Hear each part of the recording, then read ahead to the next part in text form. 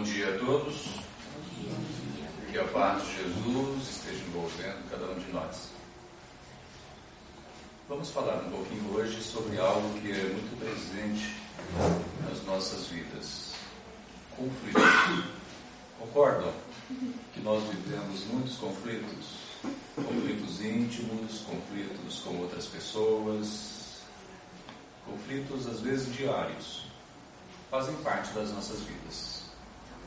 Já vamos adiantar que o conflito em si não é uma coisa totalmente ruim, totalmente negativa. Vai depender muito de como nós lidamos com os conflitos. Isso aqui é importante. Aliás, não só com o conflito, eu penso que todos os problemas que vêm de assalto a nós, que nos envolvem, que nos surpreendem ao longo da existência, gerando conflitos ou não, eles podem trazer um saldo positivo para nós, desde que saibamos fazer um enfrentamento adequado, correto da situação vivida. Aí sim nós poderemos sempre aprender algo. E aprender representa o quê? Parte indispensável no nosso processo de amadurecimento. E à medida que nós nos amadurecemos, nos aproximamos, obviamente, daquele sentimento de bem-estar pleno que nós buscamos, que numa palavra significa felicidade. Então, o conflito, os conflitos, eles também fazem parte desse nosso processo de amadurecimento. Se eles não existissem, é porque já estaríamos amadurecidos a tal ponto que sequer surgiriam conflitos. Porém, não é a condição nossa atual, nós sabemos. Hoje, ainda em decorrência das nossas imperfeições, do convívio com tantas pessoas diferentes, com tantos gostos diferentes, ideias diferentes, desejos e buscas diferentes, o conflito acaba sendo algo inerente à nossa vida humana. Algo natural, um fenômeno do nosso dia a dia. Então nós vamos falar um pouquinho sobre conflitos, o que é conflito inicialmente, e vamos ver também essa relação do conflito até de vidas anteriores. Se nós podemos trazer conflitos de vidas anteriores, como eles podem se manifestar e como agir perante eles. E no final a gente vai falar um pouquinho sobre a questão da terapia espírita, ou seja, quais as ferramentas, instrumentos, recursos que nós possuímos para lidar com situações conflitantes. E vamos começar aqui buscando alguns princípios importantes para nós, que são princípios da doutrina, para nós encaixarmos a questão dos conflitos dentro deles. E a primeira colocação que nós fazemos é relativa à encarnação e à perfeição.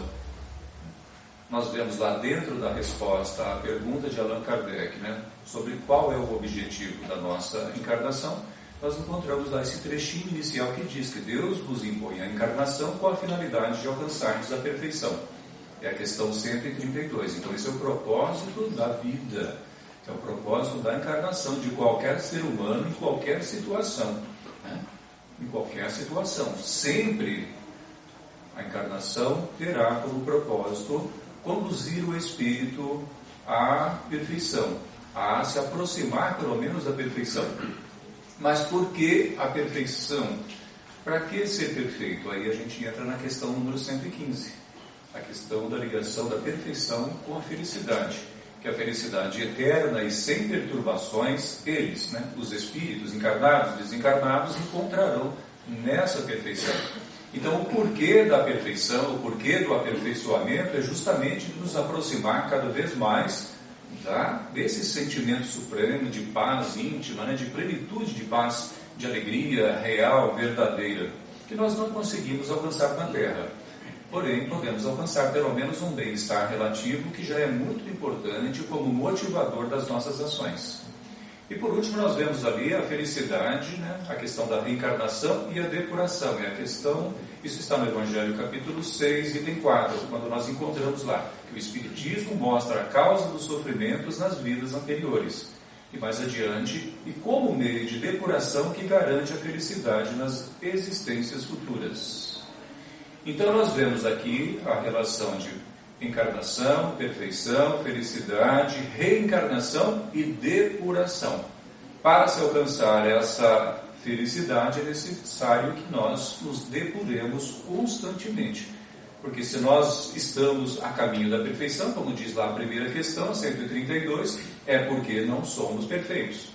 Então é a conclusão lógica, óbvia, que nós chegamos, somos imperfeitos. E dessas imperfeições surgem naturalmente os nossos sofrimentos, as nossas angústias, os nossos conflitos, né? Mas que também acabam cumprindo um papel importante, porque acaba nos chamando a um processo de nos conhecermos melhor, nos identificarmos melhor nas nossas posturas, nas nossas virtudes, nas nossas vocações, nos nossos talentos, e também identificarmos aqueles pontos ainda, né, deficientes, digamos assim, aquela pouca humildade, né, aquela pouca simplicidade, que muitas vezes são os responsáveis pelas nossas aflições. Porque sempre a virtude provocará o quê? Paz e bem-estar. A imperfeição é que gera sempre a aflição, o conflito, o tormento, o transtorno que assalta qualquer criatura humana. Então aqui nós temos alguns princípios básicos fundamentais para nós, né? Onde nós ligamos, né? Pegando o título lá em cima, encarnação, perfeição e felicidade. Mas para isso é necessário a reencarnação como processo de depuração, né? E com o qual, através da reencarnação, gradativamente vamos nos aproximando dessa perfeição e felicidade que todos nós buscamos. Agora vamos ver um pouquinho o que é o conflito, né? Conflitos. Nós fizemos uma pesquisa e resumimos no seguinte, que os conflitos são choques de forças contrárias, de ideias antagônicas, né, contrárias também, de elementos que se opõem um ao outro, quando há necessidade de uma escolha. Podem se manifestar no mundo íntimo ou em sociedade. Podem se circunscrever à vida atual ou mesmo se refletirem nas vidas futuras e onde as vidas anteriores se refletirem também na vida atual, né? Se a vida atual pode refletir na vida futura, por uma questão óbvia, os das vidas anteriores também podem e se refletem na vida atual. Bom, isso faz parte do nosso dia a dia, esse choque de forças contrárias. Nós nos vemos muitas vezes aí discutindo dentro de casa, com o marido, com a esposa, com o filho, dentro do ambiente de trabalho, discutindo ideias às vezes, simplesmente, né? Às vezes há uma oposição natural e saudável de ideias, né? Mas que tal pensar assim, eu não concordo, eu acho que seria melhor dessa outra maneira, enfim, já é um choquezinho de ideias, né? De pareceres, de pontos de vistas diferentes, que acabam, no fim, e isso que é importante, conduzindo a algo saudável, a algo que seja bom para todos os lados. Mas para isso há necessidade de uma conciliação de ideias. Quando não há essa conciliação de ideias, permanece o conflito. E permanecendo o conflito, permanece, às vezes, até um certo mal-estar de ambos os lados. E não se trabalha, e não se caminha para o mesmo ponto. Com isso, não há uma possibilidade, às vezes, de um avanço, tanto como gostaríamos ou que fosse necessário, né? Para que haja o progresso. Então, esses choques, eles fazem parte do nosso dia a dia. Às vezes, nós de sair de casa, ficamos na dúvida em algum momento sobre que roupa que nós vamos colocar para sair, né? Sempre falo isso, é um exemplo muito simples. Eu pego essa camisa, pego aquela, essa blusa, essa calça, vou com esse sapato, né? É um momento de dúvida, é um momento de escolha. Então, são ideias diferentes que se opõem ali porque nós precisamos definir, né, com que roupa que nós vamos. Então, muitos talvez tenham vivido isso hoje, aí de manhã, né? Minha amada que está aqui hoje, de manhã ela já ficou incomodada comigo, porque eu estava querendo vir com moletom, ela falou, mas você está com muito frio, o que é isso? Eu falei, mas eu quero me garantir, porque eu vou fazer uma exposição, eu gosto sempre de ir bem precavido, né? Porque senão afeta a minha garganta, um resfriado, e eu quero ficar bem. Então eu prefiro passar calor, sabe, do que passar frio, né? E quando está muito quente, já é o contrário, eu já sempre peço, não me ligue ventilador por perto, porque afeta a minha garganta, às vezes começa a falhar a garganta durante a palestra, a exposição. Então eu prefiro transpirar, suar no dia de calor, do que ter um ventilador voltado para mim. Mas não são coisas que a gente negocia, percebe? Então vamos negociando, né? Então negociamos essas pequenas questões e pronto, aí a gente vai avançando. Isso é que é importante. Eu gosto de lembrar muito daquela figura, quando se fala em termos assim de questões conflitantes, pontos de vista, até estou elaborando uma palestra sobre isso, sobre o ponto de vista, é uma coisa muito interessante, né? Eu gosto de lembrar sempre aquela figura da casa, que de um lado é vermelha e do outro lado é branca. E de cada lado tem um observador. E cada um, naturalmente, está vendo a casa segundo o seu ponto de vista. E aí nós perguntamos para ambos qual é a cor da casa. E quais serão as respostas? Um vai dizer que a casa é vermelha. E o outro vai dizer que a casa é branca. Aí eu pergunto para vocês, qual dos dois está com a verdade? Enquanto vocês pensam, eu vou provar. Nenhum dos dois tem a verdade, porque a casa é branca e vermelha. Perfeita a resposta, perfeita. A resposta perfeita é essa, a casa é branca e vermelha. Esta é a verdade. Mas se ambos não estão dizendo a verdade, ambos estão mentindo, é uma mentira? Não. É algo incorreto? Também não é. Então vejam que nem sempre onde parece que não há verdade, mas também não há uma mentira, há uma verdade pelo menos parcial. Mas verdade parcial não existe, né, também, porque a verdade é ou não é. Não há verdade parcial. Então nós vemos que ambos têm razão. Isso, sim, é racional o que ambos estão dizendo. Então, do ponto de vista da razão, ambos estão, pode-se dizer, com a verdade. Não estão mentindo. Aí sim nós compreendemos. Porém, isso pode se tornar um problema no dia a dia de nossas vidas, quando um quer impor o seu ponto de vista sobre o outro, como sendo detentor da verdade. Aí surge o conflito, surge o autoritarismo, né? Surge aquela imposição, a tentativa de imposição do seu ponto de vista sobre o outro. E aí é o campo aberto para grandes conflitos, grandes tormentos, né? Com sérias consequências por vezes.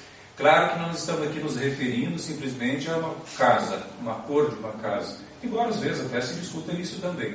Mas as questões, as questões diversas que surgem em nossas vidas. Cada um tem o seu ponto de vista. E deve ser, de certa forma, respeitado, para que haja um mínimo de condições favoráveis, né, para o relacionamento. Alguns conceitos de Joana de Ângeles, né, que foi a mentora do Divaldo Pereira Franco, a mentora do Divaldo, tantas obras maravilhosas na área psicológica que nós encontramos com o Divaldo. Nós pegamos alguns conceitos diversos, principalmente do livro Amor, Imbatível Amor, livro do Ser Consciente, Autodescobrimento, e colocamos aqui alguns conceitos para nós avançarmos no entendimento dessa questão. E aqui nos diz ela: viajor de muitas experiências em roupagens carnais diferentes e múltiplas, o espírito é o arquiteto de glórias e desaires, através do comportamento ético, moral, social, religioso, político, artístico e de qualquer outra natureza, por cujas faixas transitou. Aqui é o nosso trajeto. É o trajeto que cada um de nós vem executando ao longo do tempo, em muitos meios diferentes, em regiões diferentes do nosso planeta, em meio a culturas diferentes, né? Momentos históricos muito diferentes, com valores muito diferentes, e nós trazemos em nós a resultante de todas essas vivências. Obrigatoriamente, nós somos o resultado de tudo isso. Por isso até que somos seres muito complexos, né? Em nossas ideias, em nossos anseios.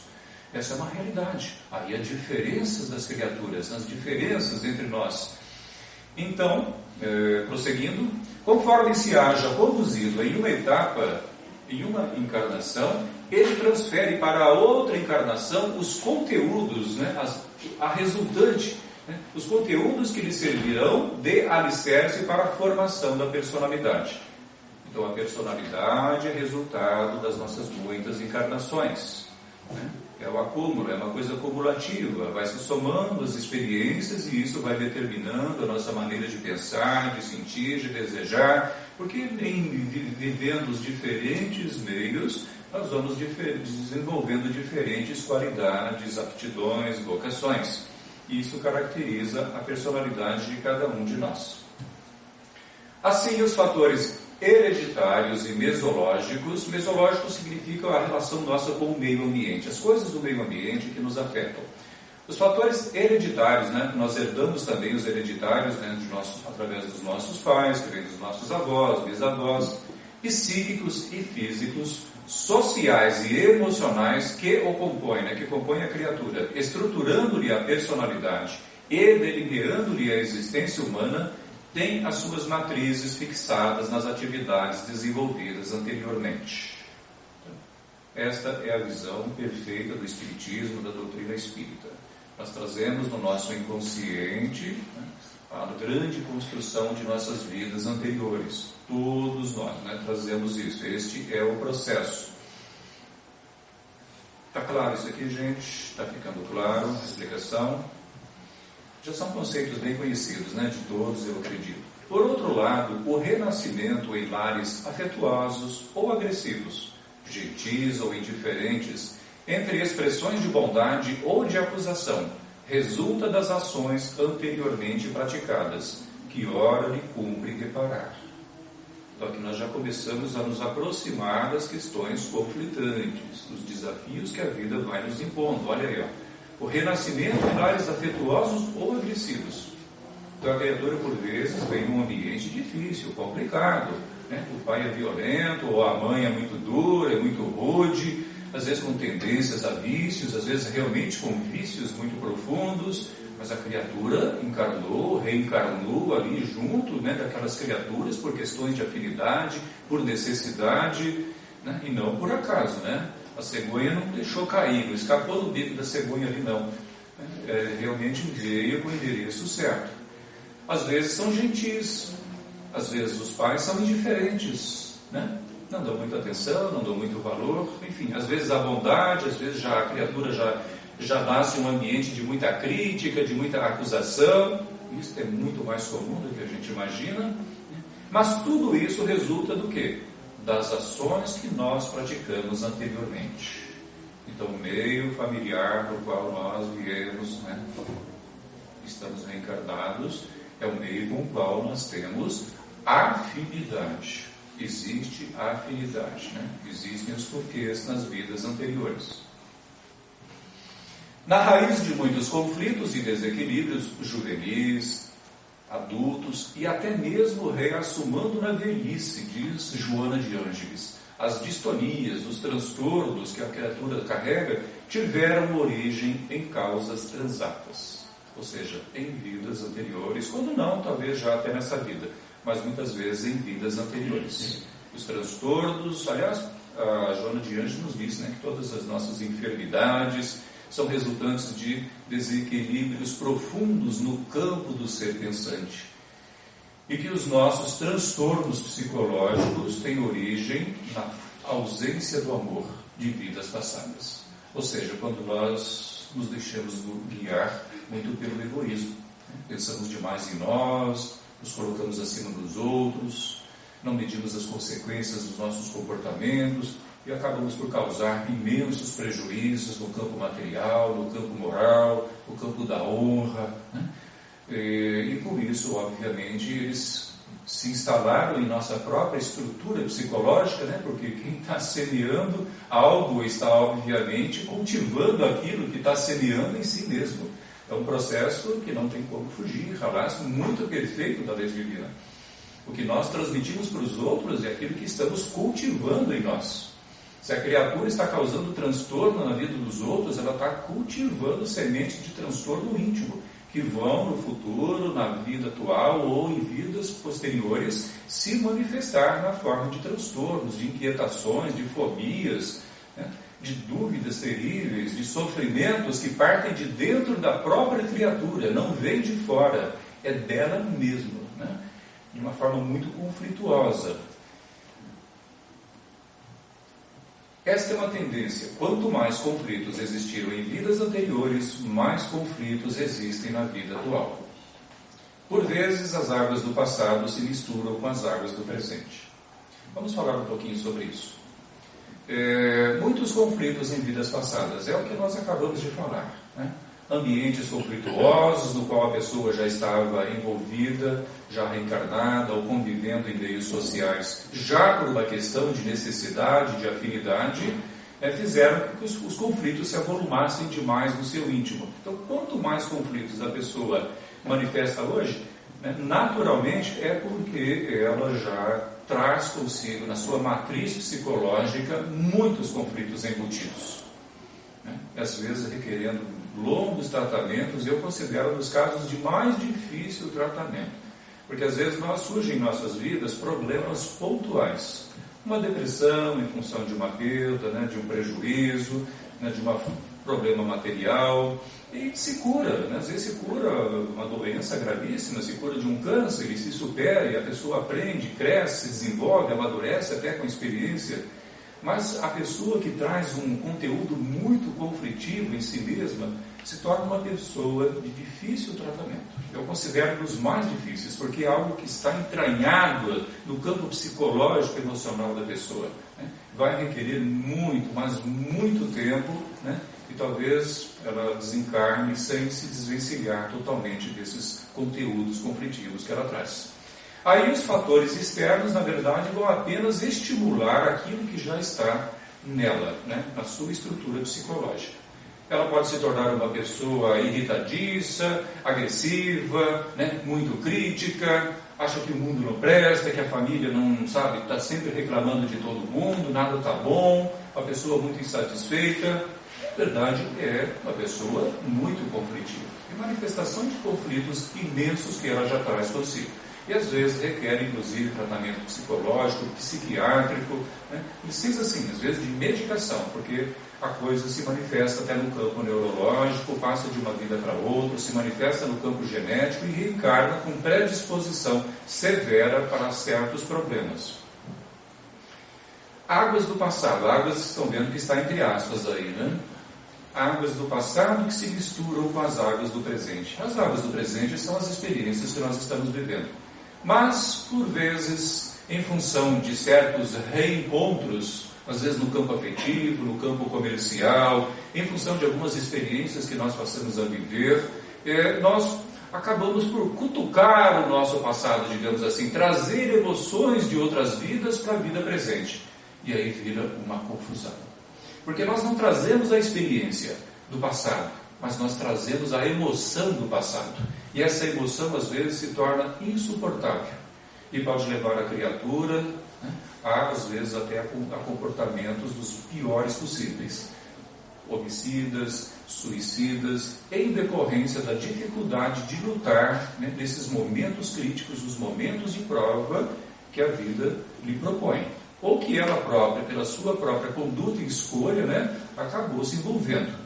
Então, as águas do passado que se misturam com as águas do presente, né? Acho isso aqui muito delicado e todos nós passamos por esse tipo de vivência ao longo do tempo, né? Onde nós nos vemos passando por sofrimentos imensos, desproporcionais àquilo que nós estamos vivendo e não sabemos por que aquele sofrimento é tão grande.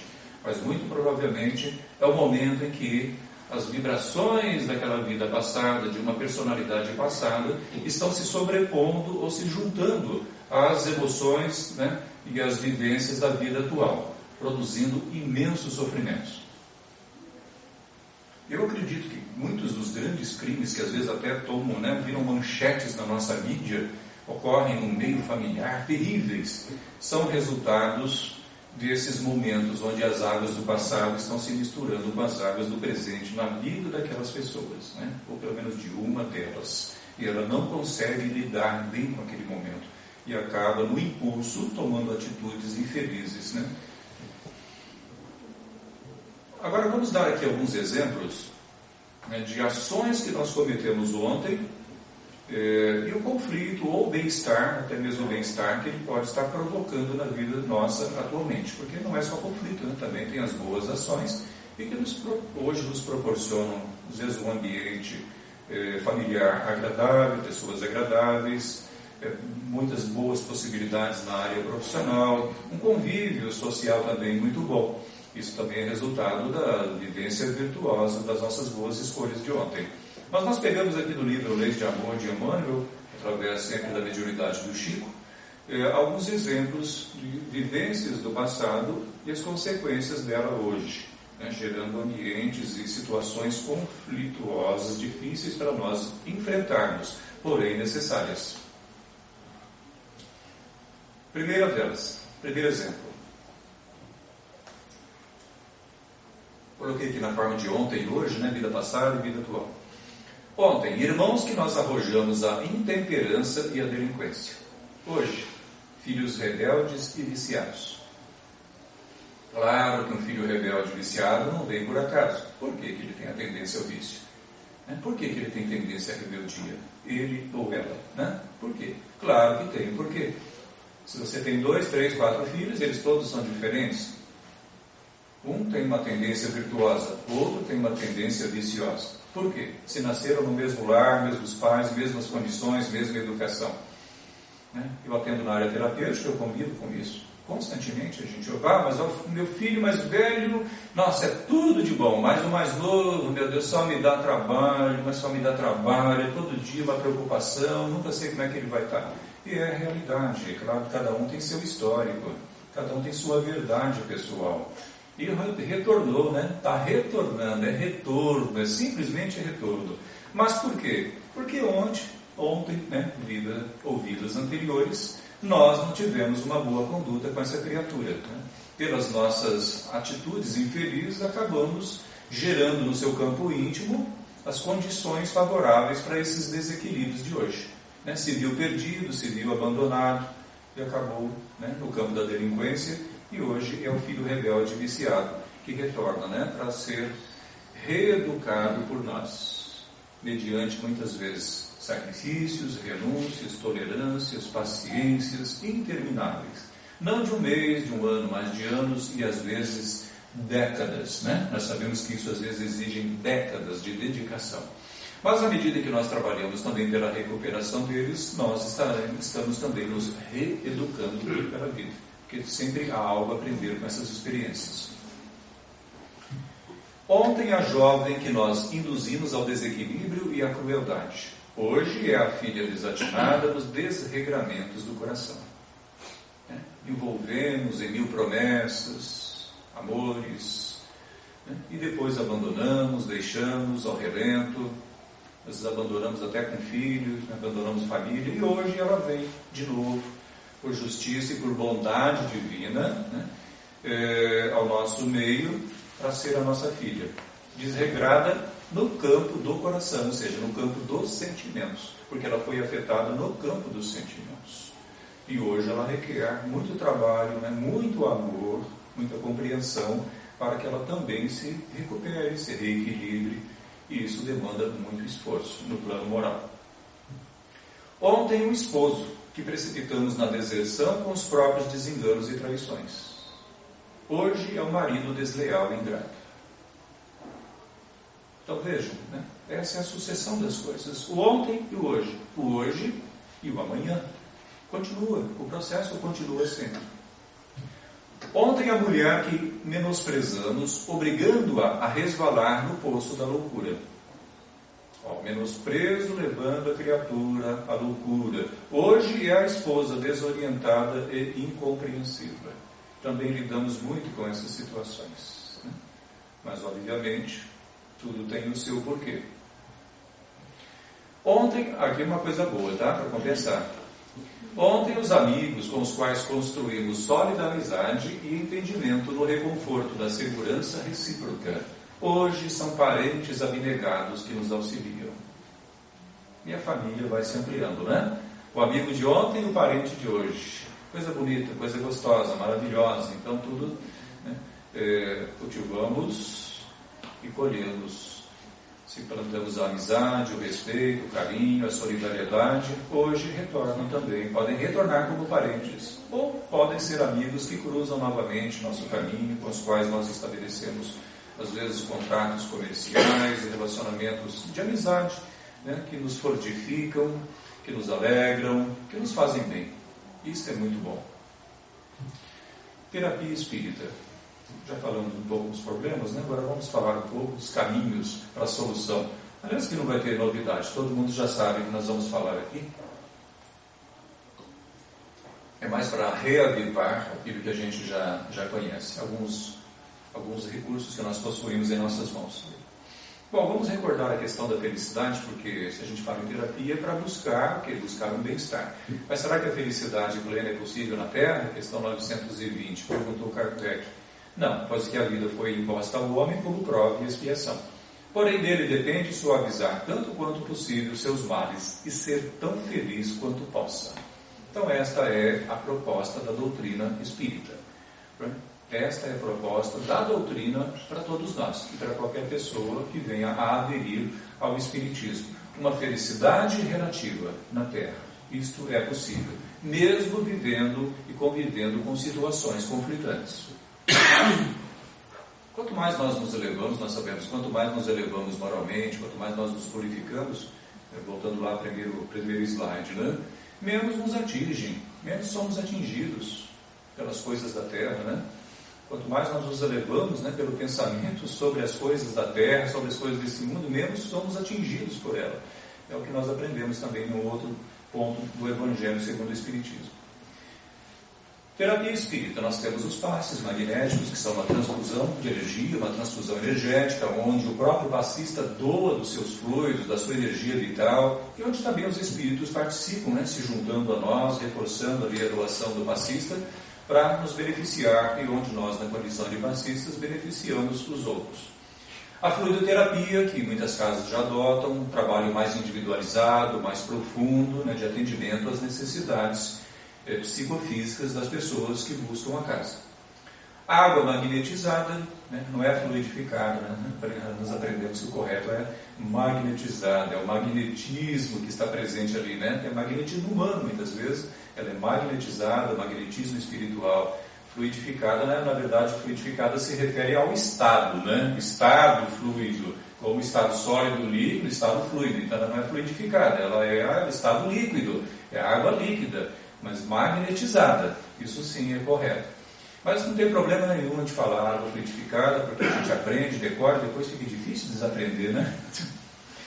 Atendimento fraterno, que eu considero muito importante. Na nossa casa espírita, nós simplesmente chamamos de uma entrevista. Mas eu acho muito importante o atendimento, né? Colocar a pessoa à frente, dar-lhe atenção, ouvir com paciência, buscar compreender o seu momento, promover o desabafo. Eu estou há mais de 30 anos ouvindo pessoas, entrevistando pessoas. No CVV eu passei 6 anos também trabalhando, e lá é essencialmente esse trabalho, seguindo alguns princípios muito importantes. Na área profissional também, atualmente. Então, é muita experiência envolvida. Então, digo para vocês, é muito importante esse trabalho. Não sei se a casa aqui adota, se faz o trabalho. É muito importante. Não quer dizer que todo dia a pessoa precisa ser ouvida, né? Não é sempre, mas tem um momento, tem a fase mais importante, né? Mais delicada. A pessoa que está chegando à casa, ela precisa ser ouvida. Lá na nossa casa, eu me lembro de casos até que eu diria, é até interessante. Eu me recordo de uns 2 ou 3 casos, por exemplo, de pessoas, às vezes jovens ainda, que chegaram, eu ouvi atentamente. Pela ajuda espiritual, eu pude perceber que eu cheguei realmente ao cerne da questão, né? Depois de tanto tempo lidando com gente nessa área, em diversos meios, a gente às vezes percebe que conseguiu chegar no cerne, né? No ponto delicado que está gerando o problema na vida da pessoa. A tal ponto que a pessoa, no final, fica leve, você vê que ela sai, né, super agradecida, e muitas vezes cheguei a pensar, essa pessoa não vai mais voltar na casa. E não voltava mesmo. Porque eu sabia que ela encontrou o que ela precisava. Era só aquilo mesmo que ela foi buscar aquele dia. Não era o passe nem a palestra que iria resolver o problema. Era aquilo. Era ser ouvida e ser compreendida e chegar no ponto X dela. Eu nunca errei nisso, né? Graças a Deus. Então, eu já falei isso muitas vezes. Essa pessoa não vai voltar. E não voltava, mas eu fiquei feliz porque eu sei que o objetivo foi cumprido. Mas eu já reencontrei essas pessoas em outras casas espíritas. Né? Ela não deixou no meio, ela buscou a casa naquele dia. Alguém a levou, a espiritualidade a levou. E nós podemos atendê-la pessoalmente. O Evangelho do Lar. Nem precisa falar muito, né? A adoção do Evangelho, dia e horário determinados, para que nós possamos receber um amparo direto em nosso lar, em favor da harmonização do ambiente, né? De todos que convivem ali dentro da casa. Os estudos em grupos, né? Estudos em grupos é muito importante. Estudar sozinho é uma coisa, mas estudar em grupo é muito importante. Não substitui o estudo isolado. Sempre é bom, é um dos caminhos melhores para a nossa cura pessoal. Leituras palestras, trabalho na casa espírita e na assistência social. Então, a pessoa vai, por identificação e afinidade, encontrar os meios nos quais ela pode trabalhar e servir, que é a melhor maneira de você trabalhar, né, terapeuticamente a si mesmo. É o trabalho na casa espírita. Então a pessoa chega como um assistido, depois através dos estudos ela vai adquirindo uma formação e um preparo para se tornar depois um trabalhador, um servidor. E isso a beneficia antes de tudo.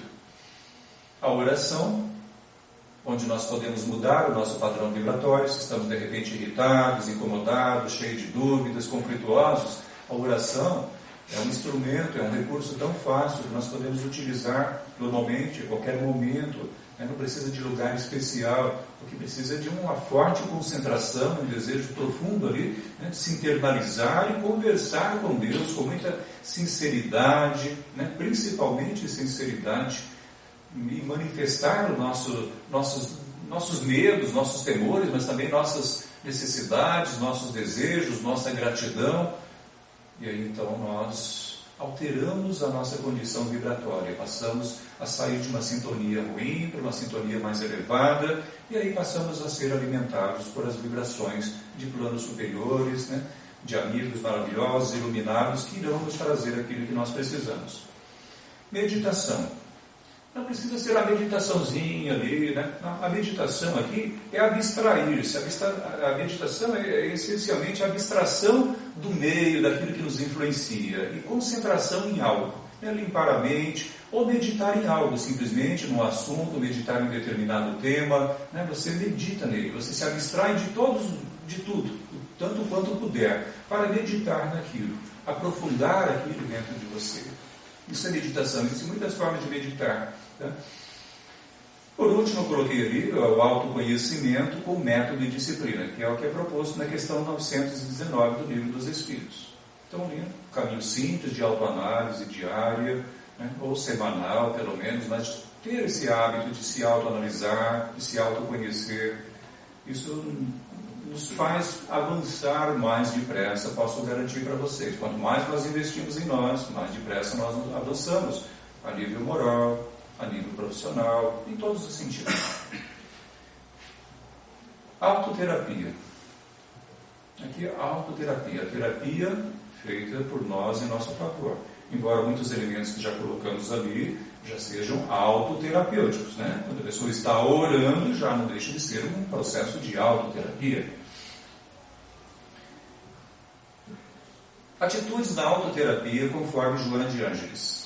Veja que nós estamos falando de conflitos, soluções de conflitos. Então aqui eu peguei alguns elementos aqui e ali de Joana de Ângeles e juntei como uma proposta de caminho para a autoterapia.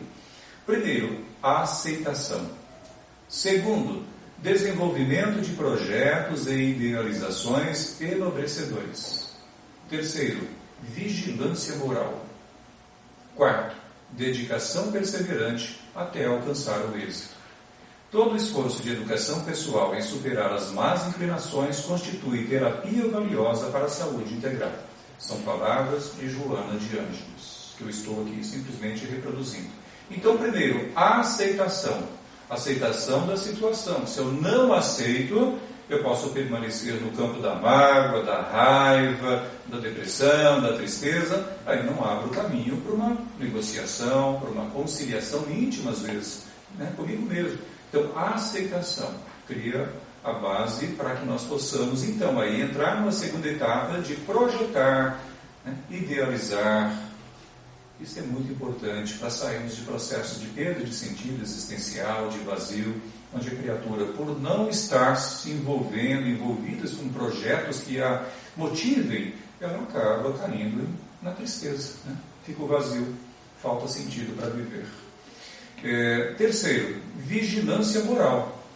Claro, eu tenho minhas tendências, eu preciso me vigiar moralmente, constantemente, para alcançar o objetivo. Porque senão eu posso me deixar levar pelo desânimo, por exemplo. E isso já é fruto de uma invigilância moral comigo mesmo. Isso vai ter sérias consequências, né? Começa, para. Isso caracteriza muitas pessoas. Às vezes não conseguimos ser constantes, disciplinados, regrados. Então essa vigilância moral é a vigilância em relação a nós para que alcancemos o êxito, né, que é o item número 4. Exige dedicação perseverante até alcançar o êxito. E alcançando o êxito, o que nós vamos fazer? Vamos reprojetar, né? Vamos avançar. É a linha do horizonte. A gente nunca chega até ela, né? E quando chega até ela, o horizonte continua sempre. Esse é o processo de evolução. Vamos ver aqui o que eu tenho na sequência. Postura mental e autoterapia. Como eu vou me postar para realizar esse processo autoterapêutico? Aqui também, segundo Joana de Ângeles. Primeiro, inicialmente deve ser estabelecido o desejo veemente de sentir-se bem. Desejo veemente de sentir-se bem, diz ela. Eu tenho que realmente ter um desejo sincero. Eu quero ficar bem, eu quero superar isso, eu quero ficar em paz. Não é a gente. Nós estamos falando de autoterapia. É a terapia comigo, não é a terapia com o outro, né? Às vezes a gente quer impor ao outro, quer fazer a terapia do outro. Nós vamos ajudar o outro a fazer terapia se ele nos buscar para a terapia. Aí nós vamos trabalhar com o outro. Seja na área profissional, seja na área do atendimento fraterno, vamos ajudá-lo a realizar esse trabalho, dar um ânimo, ajudar a esclarecer, enfim. Aí sim. Mas aqui nós estamos falando em autoterapia. Então eu preciso desejar realmente algo, né, que me produza, que me faça bem. Segundo, substituir, né, a substituição de pensamentos negativos, autopunitivos, autodepreciativos, por outros pensamentos de ordem emuladora, né, estimuladora do progresso e da alegria. Isso torna-se de vital importância. É uma luta muito grande, porque todos nós ainda temos tendências, às vezes inconscientes, à autopunição, à autodepreciação, pensamentos negativos, uma autoavaliação negativa, na verdade, porque nós já temos muito talento, nós temos muitas possibilidades. E se achamos que não temos tantas, como é que vamos desenvolvê-las? Se colocando a fazer, né? Avançando. Aí o potencial vai desabrochando, vai se desenvolvendo e a autoconfiança vai se desenvolvendo cada vez mais. E a autoconfiança é fundamental para o êxito na vida, em qualquer coisa. Autoconfiança. Na autoterapia é essencial o desenvolvimento da tolerância para considerar as pessoas como seres em crescimento, com dificuldades no trato consigo mesmas e não como criaturas modelos. Isso aqui se relaciona principalmente no campo das relações humanas, né? Dos conflitos externos, não só íntimos, mas com o outro. Entender que há o outro, tal como nós não somos pessoas modelos, não alcançamos ainda o ponto máximo da evolução, estamos distantes. Então, aí observar as pessoas como elas são. Cada árvore dá o fruto que consegue dar, né? Não esperar que determinada pessoa tenha determinado comportamento que você mesmo sabe que é incoerente com a realidade espiritual dela. Ela não está à altura de viver e de te oferecer aquilo que você espera no momento, pelo menos no momento. Então, compreender que nós damos do que temos, os outros nos oferecem também do que são, do que têm. Esta é a realidade. Não se colhem uvas dos espinheiros, dizia Jesus. Então, isso é antigo já. Jesus já falou isso há muito tempo para nós, na sua sabedoria. Isso é muito importante no campo das nossas relações humanas. O espírita como autoterapeuta. Eu já estou passando do limite. Só fechar aqui, tá? A prática espírita em si já é um tratamento espiritual, com certeza, não é? E quanto melhor a aplicação prática dos conceitos superiores trazidos pelo Espiritismo, mais eficaz será esse tratamento. Em suma, o espírita é um autoterapeuta, sem dúvida alguma. O que nós precisamos é simplesmente disso, de vivência. A vivência, né, do cristianismo espírita. E aí nós seremos autoterapeutas e ajudaremos, inclusive, na terapia, né, no auxílio aos nossos irmãos de caminhada. Agradeço a oportunidade e desejo muita paz a todos.